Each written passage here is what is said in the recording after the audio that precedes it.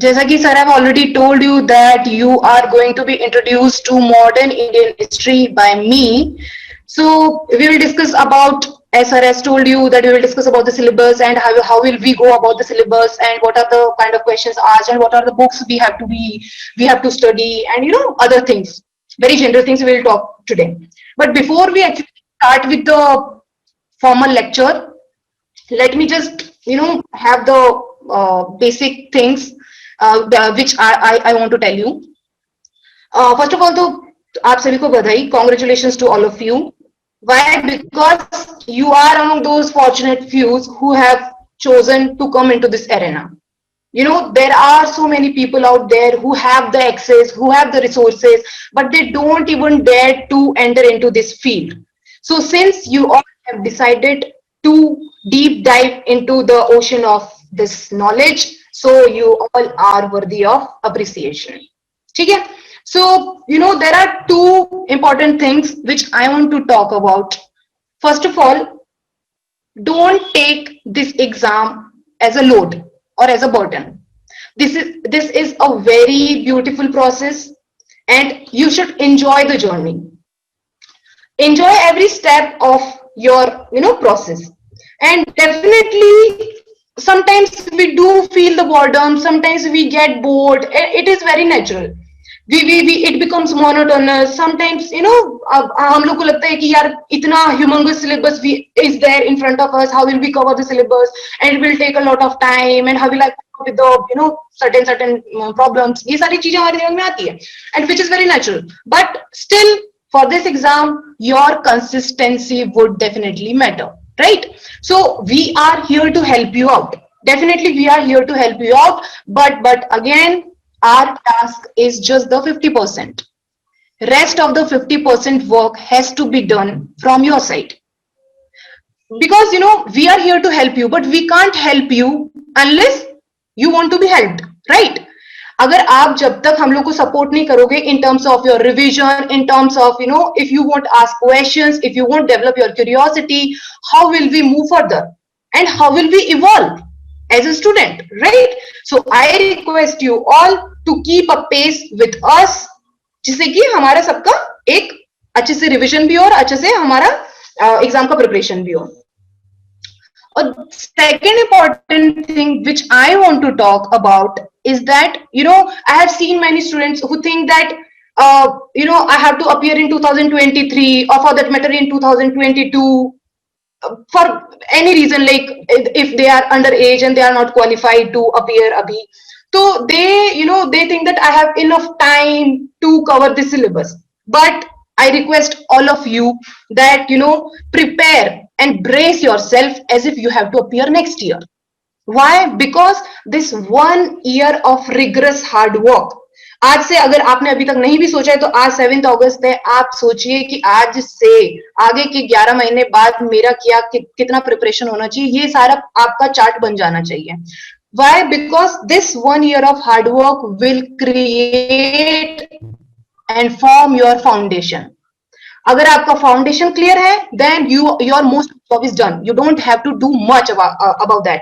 उसके बाद सिर्फ हम लोग को टॉपिंग्स ऐड करनी है. उसके बाद सिर्फ हम लोग को उस फाउंडेशन पे सुपर स्ट्रक्चर बनाना है. और वो कैसे बनेगा? By adding current affairs, current event to our database.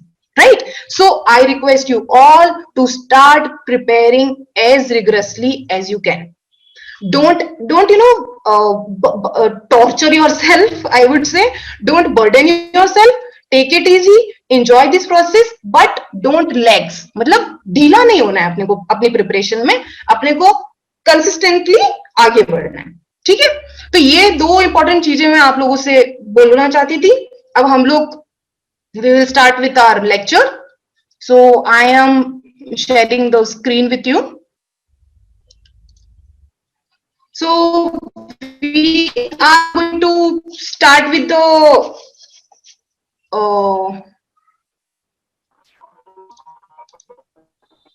so we are going to start with the lecture. So we will be talking about the modern Indian history aspect. तो सबसे पहले तो you must have heard while preparing for this exam that why to study history for this particular exam. History is all about the past. History is gone past. Why do I need to study it? But I tell you what, it is very, very important. Why? First of all, it helps to learn from the past. How? Have you heard about this person, Ziauddin Burni? Ziauddin Burni was a state chronicler of Firoz Shah Tughlaq. Firoz Shah Tughlaq हमारा दिल्ली सल्तनत का एक बहुत ही important ruler था जो 14th century में आया था. क्रॉनिकलर का मतलब आप समझते हैं? Chronicler is somebody who writes the account, historical account. मतलब he keeps the track of everything which is happening in the court of the ruler. ठीक है, तो उसको हिस्टोरिकली प्रेजेंट करना क्रॉनिकलर का काम होता है. तो Ziauddin Barni was the state chronicler of Firoz Shah Tughlaq. तो इस आदमी ने ही said a very important thing about history.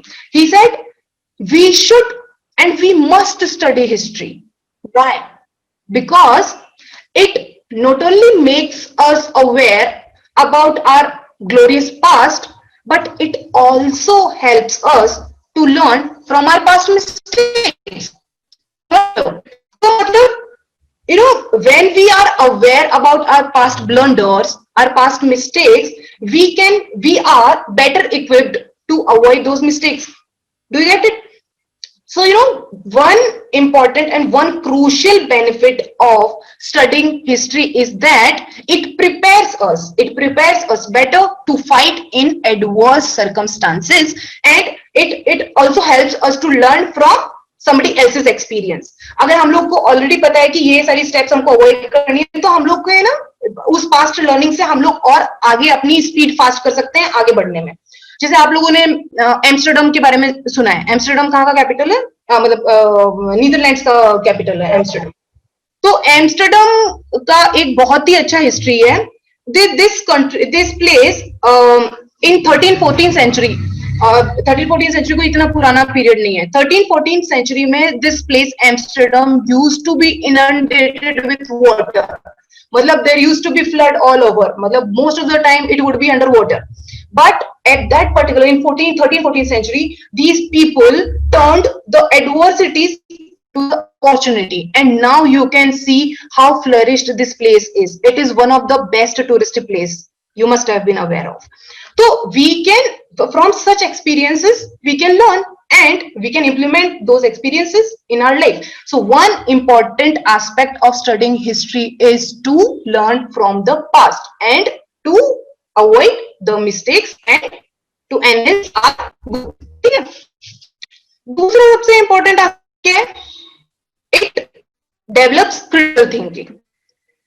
कैसे डेवलप होगी क्रिटिकल थिंकिंग? जैसे when you are aware about the historical background of any event, then you can put up questions properly and you know you can put up your argument properly. जैसे हम बात करते हैं article 370. अभी 5 अगस्त को उसका anniversary जैसे मनाया गया. तो अगर हम आर्टिकल 370 की बात करते हैं and if we know the historical context, historical background of article 370, why it was introduced, how it was introduced, what were the political circumstances at that particular time. So if we are aware about those circumstances, we can develop our curiosity, we can develop our critical thinking, we can present our argument in a coherent way. Critical का मतलब क्या होता है? Critical analysis का मतलब क्या होता है कि we are presenting our argument from every angle. मतलब उसका प्रॉस भी बताएंगे, उसका कॉन्स भी बताएंगे, and then we will come up with our own solution. We will put forward our own view. समझ रहे हो?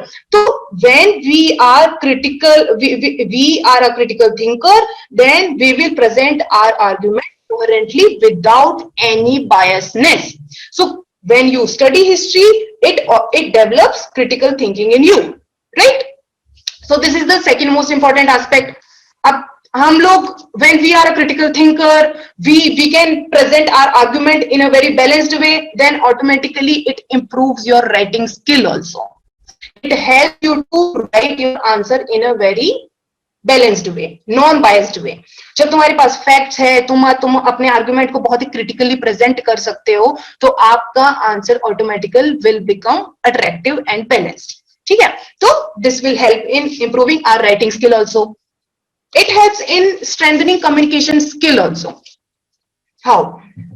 देखिए, in communication, one of the most important aspect of communication is our behavioral pattern, that how we react in a particular situation, how we behave with people, and how how we treat people.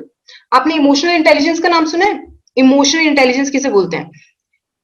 this what I'm saying is nothing but emotional intelligence. Emotional intelligence का मतलब होता है कि the ability to monitor one's own behavior and somebody else's behavior and react accordingly. तो जब हम लोग मतलब हिस्ट्री जब पढ़ते हैं तो कैसे हमारे अंदर इमोशनल इंटेलिजेंस डेवलप होती है. जैसे अगर if we are studying about any particular society, तो if we are aware about its evolution, how particular society evolved, how its behavior evolved, what are the cultural pattern of that society, so we know the differences between two society and we start respecting the differences.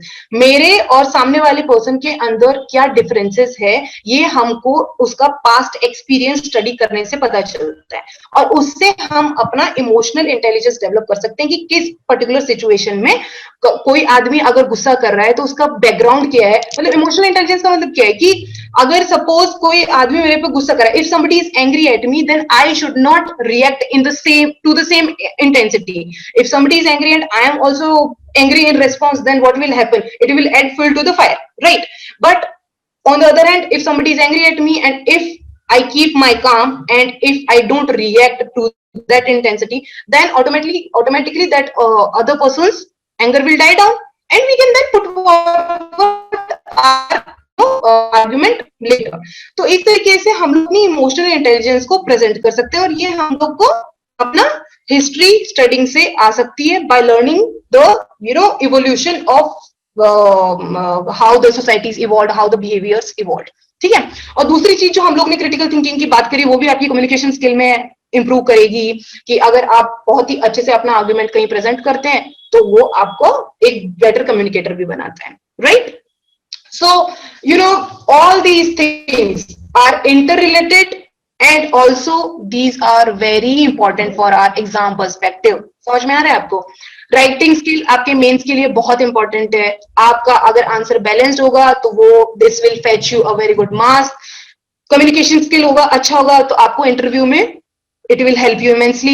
So आप समझ रहे हो, अगर आपको इस exam को qualify करना है और इस एग्जाम को आपको अच्छे से अच्छे मार्क्स के साथ में निकालना है तो you will have to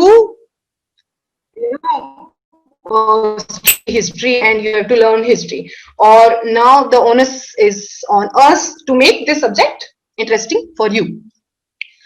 So let's just see what is the syllabus for this exam. For this particular paper,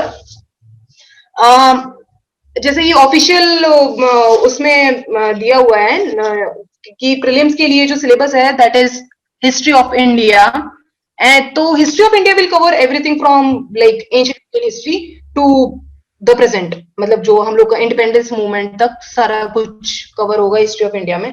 और इंडियन नेशनल मूवमेंट तो वही जो 1885 से हम लोग का जब इंडियन नेशनल कांग्रेस का फाउंडेशन हुआ था वहां से लेके 1947 जब हम लोग को इंडिपेंडेंस मिली और पार्टीशन हुआ तब तक this will be covered under this Indian national movement segment. और मेंस के लिए बेसिकली दिस इज सेम, मोर और less similar. Modern Indian history from about the middle of the 18th century. Middle of 18th century is 1757. ठीक है. 1757 में एक बहुत ही significant battle हुई थी जिसके बारे में मैं आपको आगे बताने वाली हूँ.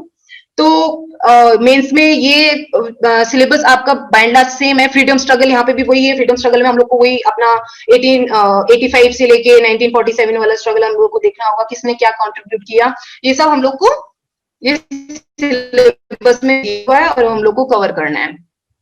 So now the question is, how will we go about the syllabus, right? How will we do the syllabus?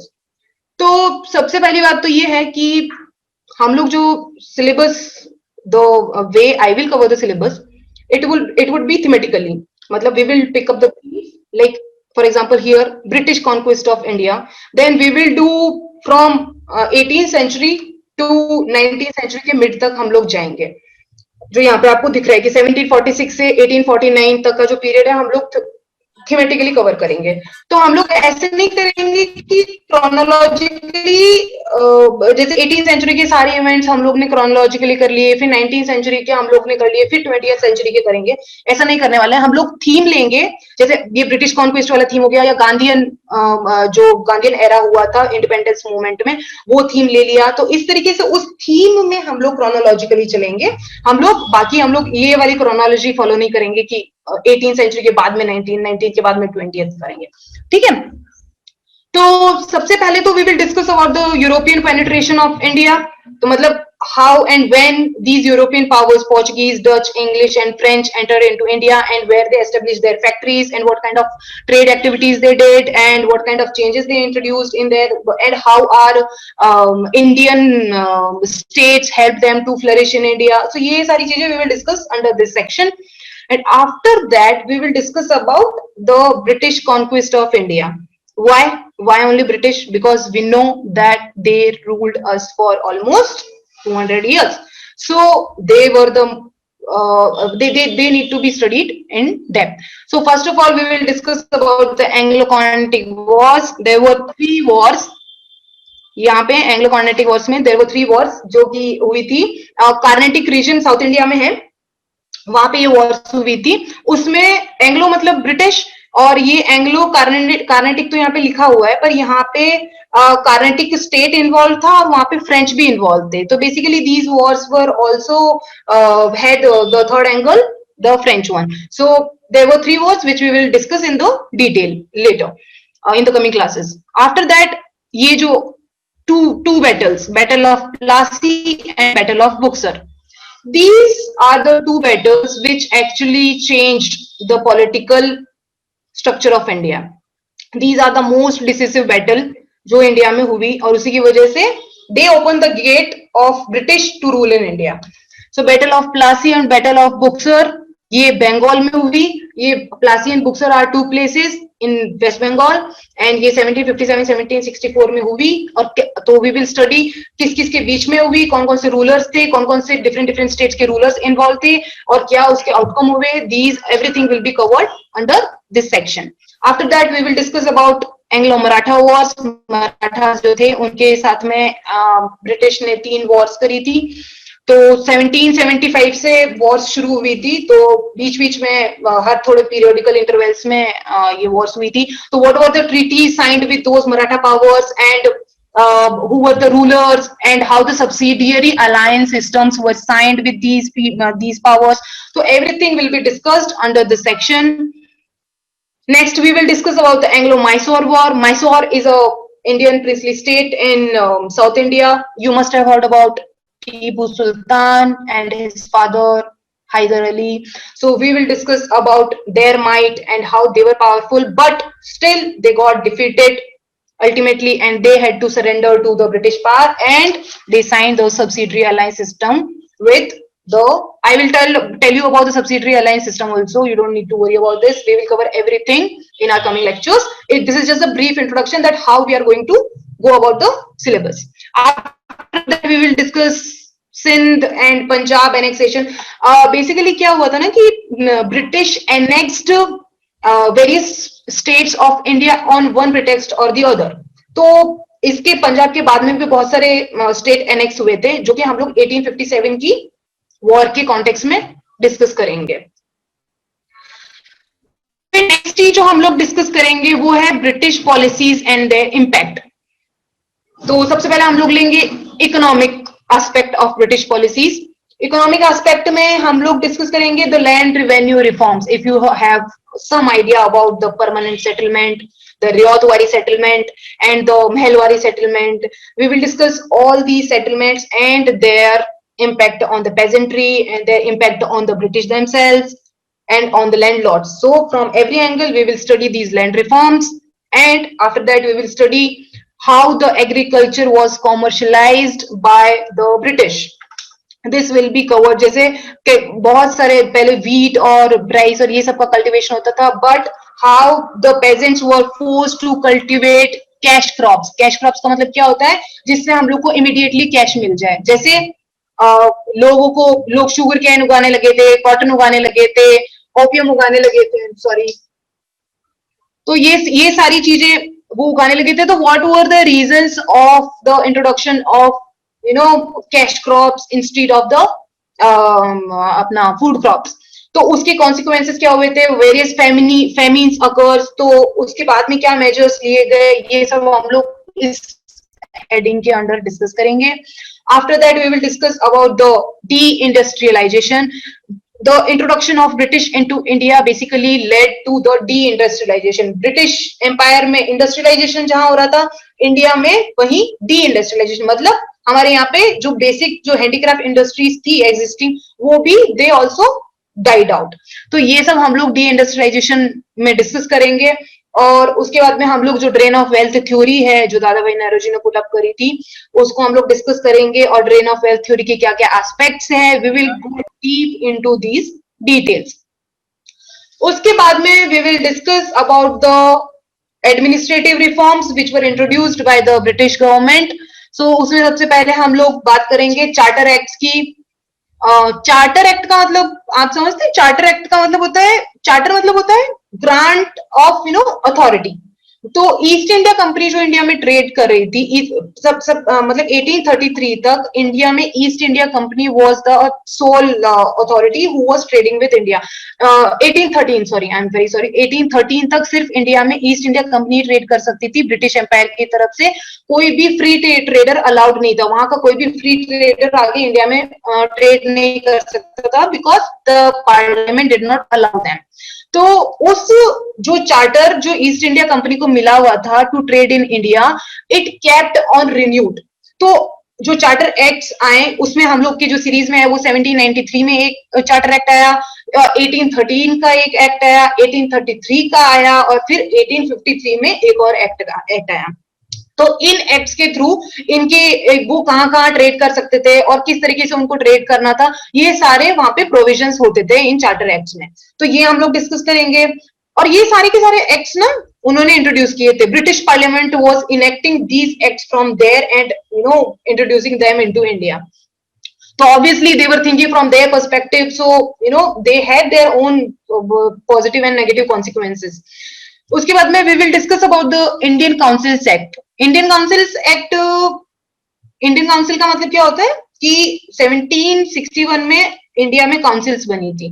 Governor general का council, executive council, legislative council, जो आज की हमारी Rajya Sabha, Lok Sabha, the council of states and the legislative council जो हम लोग की है, वो कैसे बनी, कब बनी, और उनका एक्सपेंशन कैसे हुआ, और उसका क्या क्या प्रोसेस फॉलो किया गया, बाई कैमरल लेजिस्लेचर कब बना, ये सारी चीजें हम लोग इंडियन काउंसिल एक्ट में डिस्कस करेंगे। और there are so many acts under these Indian council act, जिसमें सबसे पहले हमारा 1861 का एक्ट आता है। मैंने 1761 बोल दिया था, मेरी गलती है। 1861 का एक्ट आता है, उसके बाद में 1891 का एक्ट आता है, और 1909 का एक्ट आता है, जिसको हम और क्या बोलते हैं 1909 के एक्ट को हम लोग बोलते हैं मोरले मिंटो रिफॉर्म्स, जो कि हम लोग बहुत ही डीप में पढ़ेंगे। सॉरी। उसके बाद हम लोग डिस्कस करेंगे government of India act. There were so many government of India acts, जिसमें सबसे पहला जो था वो 1858 का एक्ट था, जिसकी 1857 की म्यूटनी के बाद में सबसे पहली बार government of India act introduce हुआ 1858 में। गवर्नमेंट ऑफ इंडिया एक्ट का मतलब क्या है कि through these acts further provisions were made to govern India, है ना, कि कैसे इंडिया को अब और गवर्न किया जाए, वो इन एक्ट्स के थ्रू बताया गया।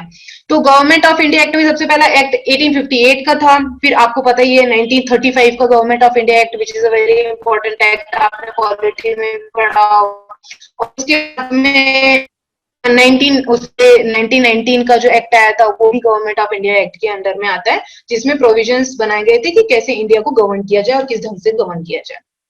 So we will study about these acts and their consequences and what were the response of Indians against these acts, और उसकी वजह से कौन कौन से मूवमेंट्स लॉन्च हुए, ये सारे हम लोग इन एक्ट्स में डिस्कस करेंगे। उसके बाद में हम लोग डिस्कस करेंगे the educational reforms introduced by British as well as हम लोग के इंडिया में मतलब इंडिया में लोकल लेवल पे क्या क्या और इनिशिएटिव्स लिए गए एजुकेशन से रिलेटेड, वोकेशनल लर्निंग और ये सारी जो चीजें थी वो इंडिया की तरफ से किस तरीके से आई, और गुड्स डिस्पैच जैसे हम बात करते हैं, एजुकेशन का मैग्ना कार्टा हम लोग जो बोलते हैं, ये सब हम लोग एजुकेशनल रिफॉर्म्स के अंडर में डिस्कस करेंगे। काफी डिटेल में जाएगा। 1813 का एक्ट जो था उसमें भी there were certain provisions to introduce formal education into India. उसके बाद में अपना मैकोलस माइन्यूट आया था 1835 में, उसने बताया था कि कैसे हम लोग के बेसिक लेवल पे तो वर्नाकुलर चलना चाहिए और हायर लेवल पे इंग्लिश से हम लोग को वेस्टर्न एजुकेशन देनी चाहिए। तो ये सारे एजुकेशन उसके consequences, why they were introduced, what were the requirements of these educational reforms, all these things will be discussed under this heading. उसके बाद में we will move forward to socio and cultural reform movement. उसमें हम लोग मतलब parallelly दोनों aspect देखेंगे कि कैसे British also facilitated the process because they had there vested interest, जैसे सती रिफॉर्म जो हुआ था, और उसके बाद में विडो रीमैरिज एक्ट जो पास हुआ था, और फिर कास्ट एंटी कास्ट मूवमेंट्स जो हुए थे। तो हम लोग ये जो रिफॉर्म मूवमेंट्स है ना, हम लोग पूरा एरिया वाइज देखेंगे, जैसे बंगाल में देखेंगे, फिर साउथ इंडिया में देखेंगे, तो वेस्टर्न इंडिया में क्या हुआ था, नॉर्दर्न इंडिया में कौन कौन से हुए थे। तो ये हम लोग थीमेटिकली इन लोग का बाय एंड लार्ज सबका एजेंडा और मेन आइडिया सेम था, पर हम लोग रीजन वाइज थोड़ा उनमें थोड़े चेंजेस इनकॉर्पोरेट हुए, तो वो हम लोग एरिया वाइज हम लोग डिस्कस करेंगे।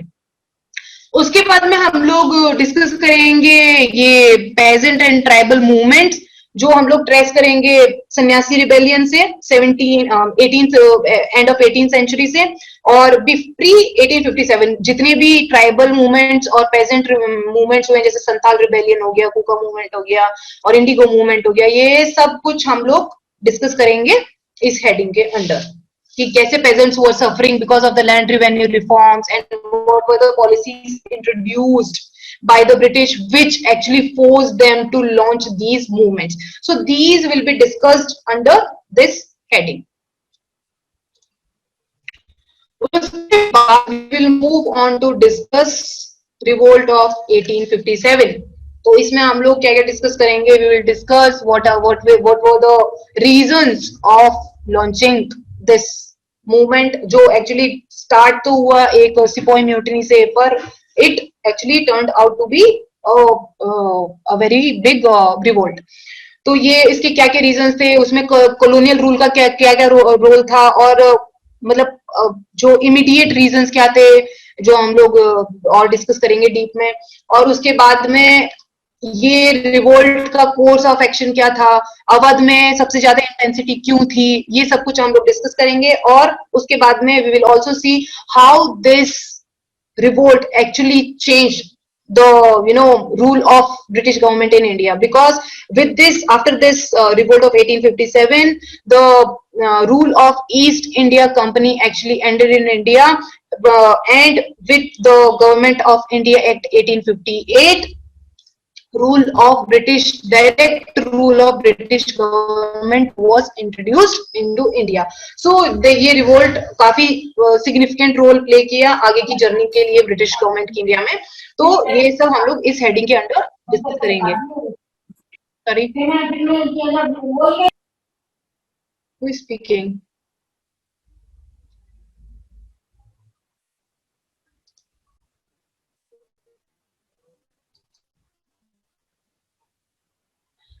So yeah, in the next section we will discuss the growth of nationalism in India.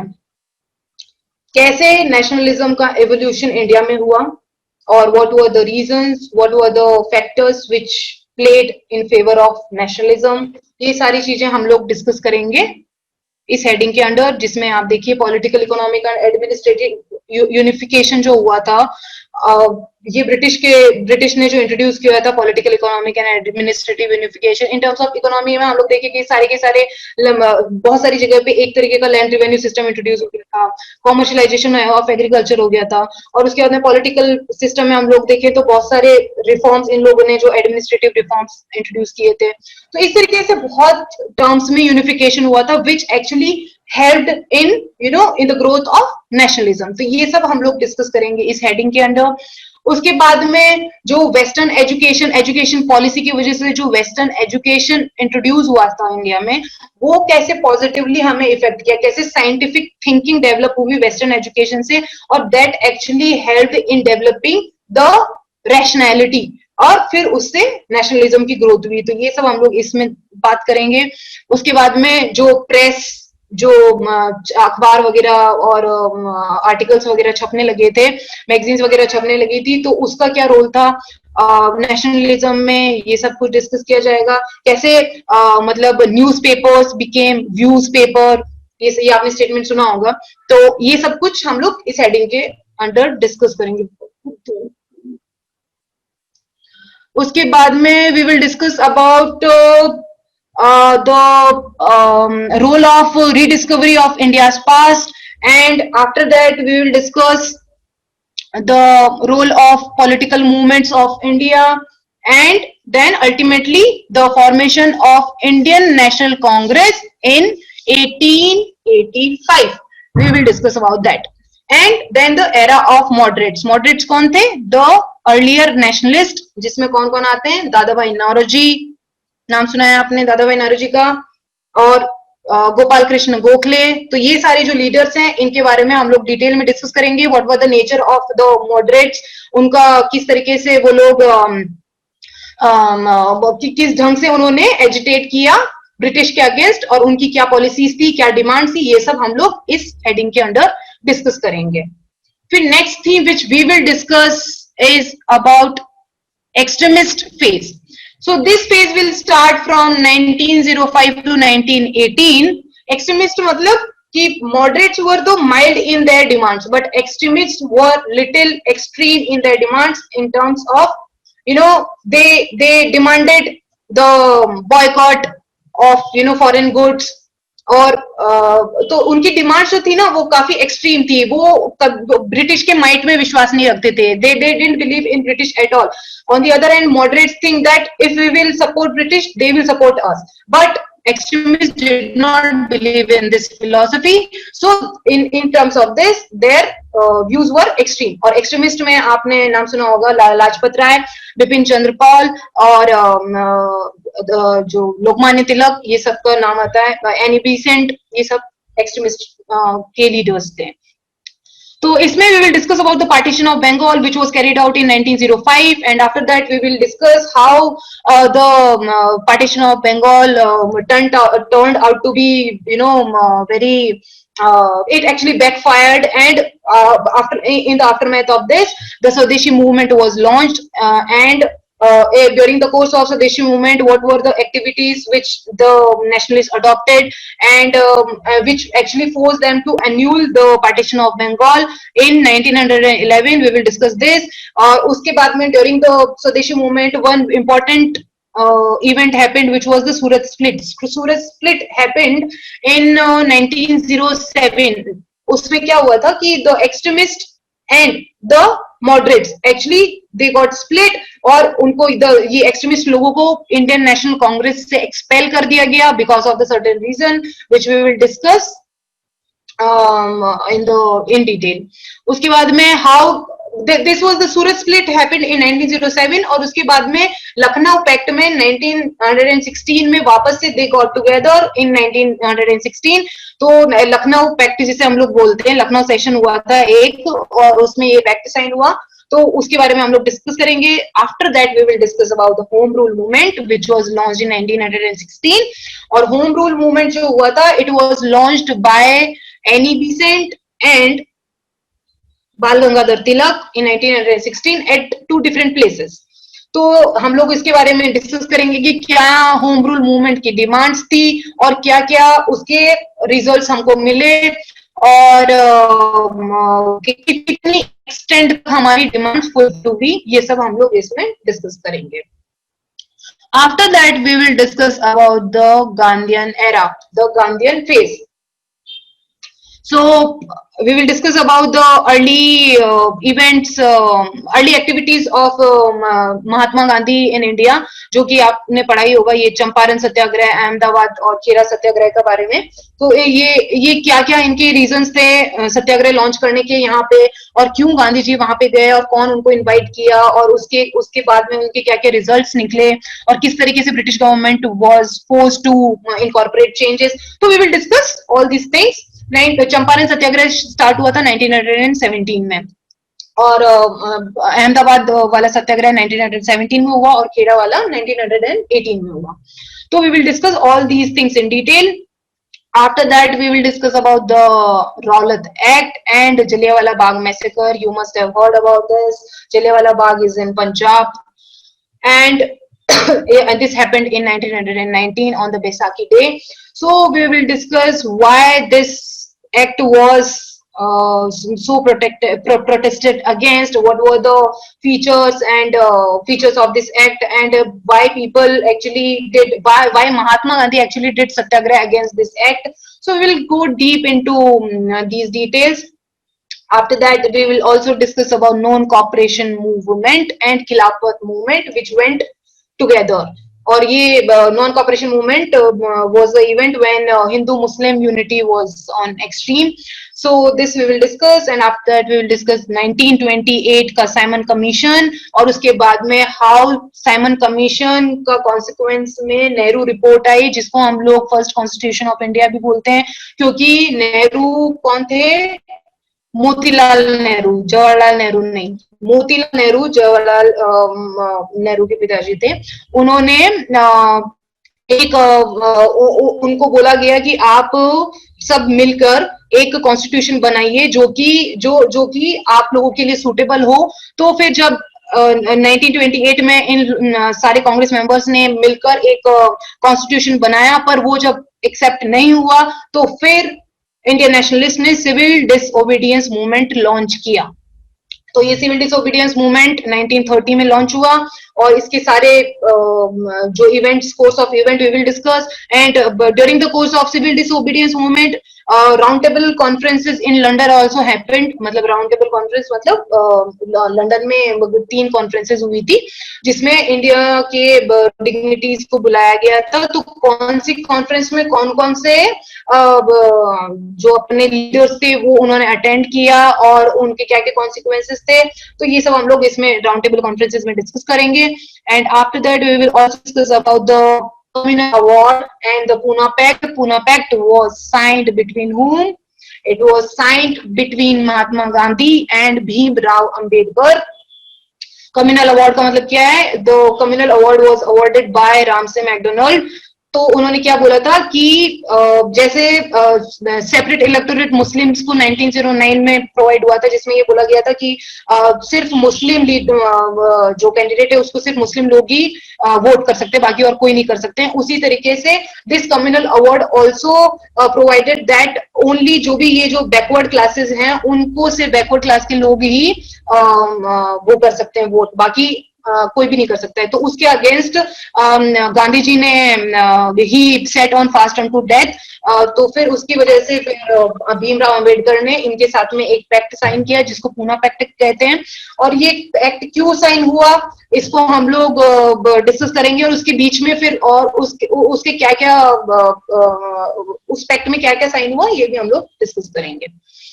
फिर we will discuss about the elections of 1934 and 1937 कि कौन पार्टी विन हुई और उसको कितने वोट्स मिले, and Muslim league actually Muslim league and Congress actually fared in these assembly elections. So this we will discuss, and after that we will discuss about the Purna Swaraj resolution, which happened in when?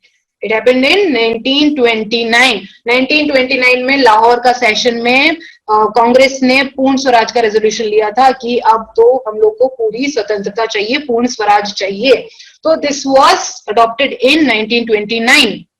उसके बाद we will discuss about the August offer, Cripps mission, and because of the failure of Cripps mission, Indian National Congress launch quit India movement, उसमें गांधी जी का क्या role है, दूसरे leaders का क्या role है, what were the consequence of the quit India movement, everything would be discussed under this heading in detail. फिर उसके बाद में we will discuss how the things went on towards freedom and partition. तो उसके under हम लोग discuss करेंगे Rajaji formula and Desai Liaquat talks. These two things happened to hammer out the differences between Indian National Congress and Muslim League. उस समय पे काफी डिफरेंसेस हो गए थे और काफी प्रॉब्लम्स हो रही थी. ऑलरेडी ब्रिटिश गवर्नमेंट हम लोग को बोल रही थी कि एक इंटरिम गवर्नमेंट आप बनाइए और अपना कॉन्स्टिट्यूशन प्रिपेयर करिए, but because of their differences they were not coming at one particular solution. So therefore this Rajaji formula and Desai Liaquat talks happened. Rajaji formula C Rajagopalachari ne propose kiya tha. So what were the provisions of this formula and what were the solutions which were proposed during this Liaquat talk? We will discuss about these. After that, we will discuss about the Wavell plan. Lord Wavell was the Governor General of India at that time, and he proposed certain plan, which जिसको हम लोग Shimla plan भी बोलते हैं. तो वो भी fail हो गया. तो उसके भी क्या क्या प्रोविजंस थे और क्या क्या उन्होंने प्रपोज किया था, ये सब हम लोग डिस्कस करेंगे. After the failure of Wavell plan, cabinet mission आया और उसमें कौन कौन आया, कितने मेंबर थे, व्हाट वर इट्स प्रोविजन, तो ये सब कुछ हम लोग कैबिनेट मिशन में डिस्कस करेंगे. और फिर माउंट बैटन प्लान हम लोग डिस्कस करेंगे, which became the actually it actually shaped this the partition. मतलब जो लास्ट वाला जो एक्ट हुआ था पार्टीशन का, वो माउंट बेटन प्लान के अकॉर्डिंग हुआ था. तो ये हम लोग डिटेल में डिस्कस करेंगे and at the end we will discuss about the independence with partition, जिसमें हम लोग रेड क्लिफ वगैरह सब कुछ किस तरीके से वो डिमार्केट हुई, हम लोग की ये बाउंड्रीज, ये सब हम लोग डिस्कस करेंगे. ये तो हम लोग का डिस्कशन हुआ, वो सब कुछ थीम वाइज हो गया. फिर हम जो डिस्कस करेंगे वो कुछ जो सर्टेन मिसलेनियस एक्टिविटीज हैं, ये हम लोग डिस्कस करेंगे. इसमें कैसे कम्युनलिज्म का राइज हुआ, this we will trace from 1775, जिसमें सैयद अहमद खान की का क्या व्यू पॉइंट था स्टार्टिंग में, and how he was the propagator of Hindu Muslim unity, how he was the main advocate of Hindu Muslim unity, but what happened in 1885 that he became against of this union, and then we will discuss this up till 1947 कि कैसे कैसे मुस्लिम league और फिर हिंदू महासभा और इन सब के बीच problems होगी. तो ये सारे और कौन कौन से फैक्टर्स थे जिसने और फ्यूल किया कम्युनलिज्म को, ये सब everything would be discussed under this heading. फिर we will discuss about the revolutionary activities and the Swarajist और नो चेंजेस पार्टीज बनी थी, वो सब कुछ हम लोग डिस्कस करेंगे. उसके बाद में हम लोग डिस्कस करेंगे ये peasant and tribal movements and royal Indian mutiny and about INA and Subhash Chandra Bose, कहाँ पे आईएनए एस्टेब्लिश हुई थी, सुभाष चंद्र बोस का क्या रोल था उसमें. And after that we will also discuss in separate all the governor generals and viceroys of India, कि किस पर्टिकुलर वाइसरॉय और गवर्नर जनरल के अंडर में क्या क्या हुआ, ये सारी चीजें हम लोग एक पर्टिकुलर सेक्शन में हम लोग अलग से डिस्कस करेंगे. अब हम लोग देखते हैं. तो ये तो आपको थोड़ा, please move this window away.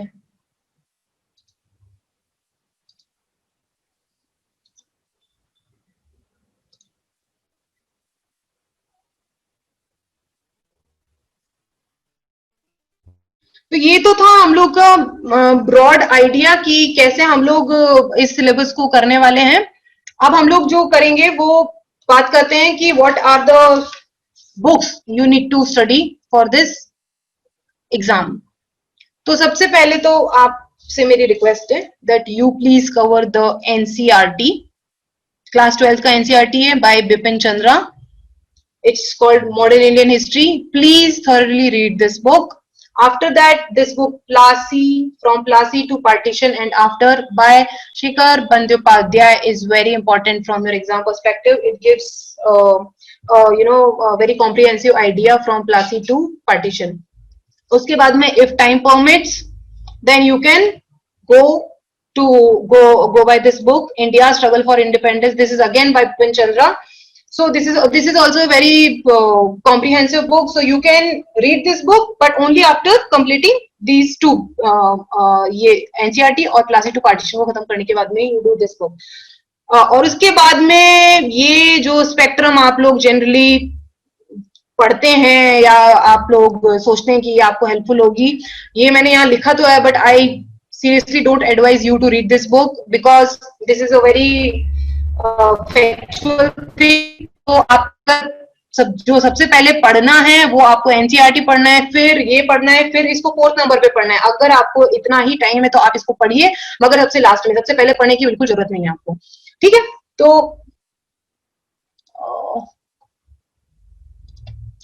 तो ये आपको बुक्स हैं, ये आपको पढ़नी है. उसके बाद में अब ये सब तो हमारा डिस्कशन हो गया है कि how will we go about the syllabus and what are the books we have to study. But now what is the expectation from you? What should you do now? So सबसे पहले तो it is required that you guys are required to study this NCERT which I told you, which is class 12th NCERT. Bipin Chandra की जो class 12th की NCERT है, आपको उसको thoroughly read करना है. और उसके बाद में whatever things which we are discussing in a particular class, you have to revise everything before coming to the next class. This is must. And most importantly, keep a track of past year questions, both mains and prelims. In this particular presentation, I have not added the slides on question patterns because I think हम लोग जो भी questions discuss करेंगे, जो भी theme discuss करेंगे, उसके साथ साथ में after every topic I will discuss all kind of questions which have been asked on this particular topic in both in mains and prelims we will discuss. So I haven't added it here. तो आप जैसे हम लोग next class में we will move forward, तो you will get the idea that what kind of questions are asked.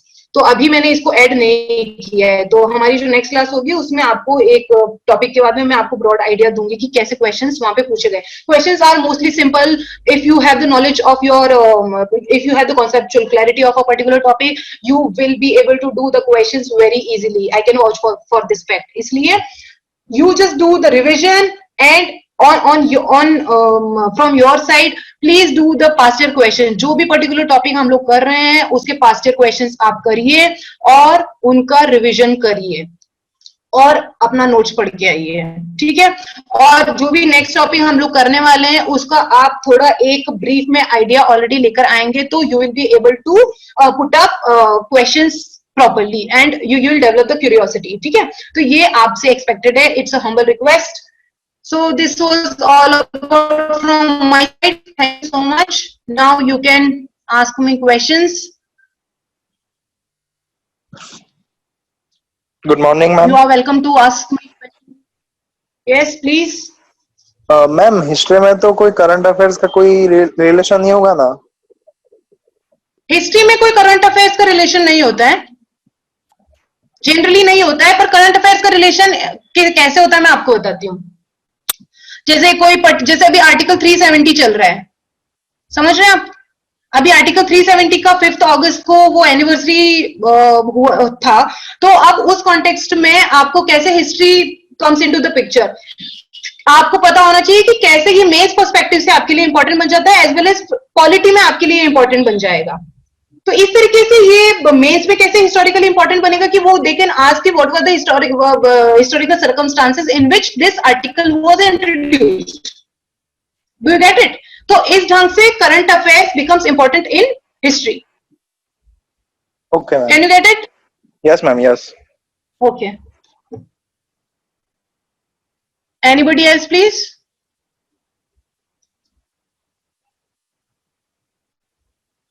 Anyone else? Whosoever wants to ask question, you are always welcome, please.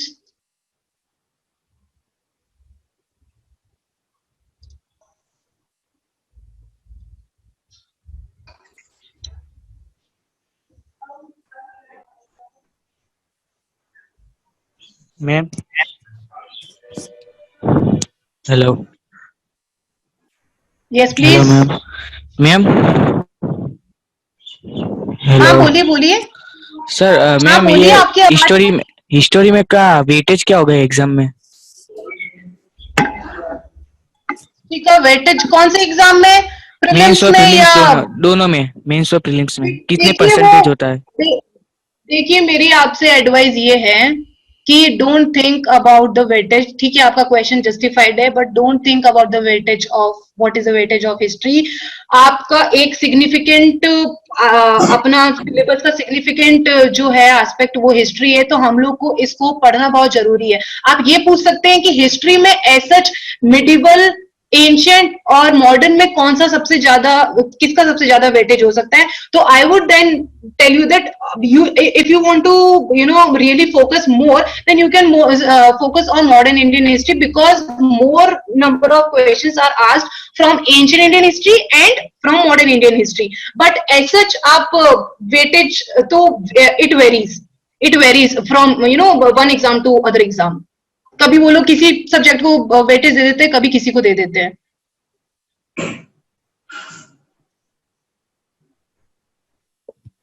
Okay ma'am. Ma'am yes please. Ma'am जो NCERT की books है वो 6 to 11 मतलब matter नहीं करती इतना? आपके लिए मैंने मॉडर्न इंडियन हिस्ट्री की बात करी थी ना, तो मॉडर्न इंडियन हिस्ट्री में आपके पास में 6 to 11th में तो आपको ancient, medieval, world history, modern Indian history, ये चारों सेक्शंस की बुक्स मिलेगी ना। तो मेरा मतलब ये था कि मॉडर्न इंडियन हिस्ट्री पर्टिकुलरली, उसके लिए आप अगर छोटी क्लास की एनसीईआरटीज नहीं भी पढ़ना चाहे तो आप उसको स्किप कर सकते हैं, क्योंकि वो भी सेम ही ऑथर से है, और उसके बाद में आप 12th की एनसीईआरटी पढ़ेंगे तो वो काफी कॉम्प्रिहेंसिव है, तो you can skip reading that book and you can just focus on the class 12th वाला एनसीईआरटीज। बाकी दूसरे सब्जेक्ट के लिए 6 to 12th वाली NCERTs are important, you have to study them. मैंने सिर्फ मॉडर्न इंडियन हिस्ट्री की बात करी थी, समझ गए आप? Yes ma'am, thank you ma'am. Okay.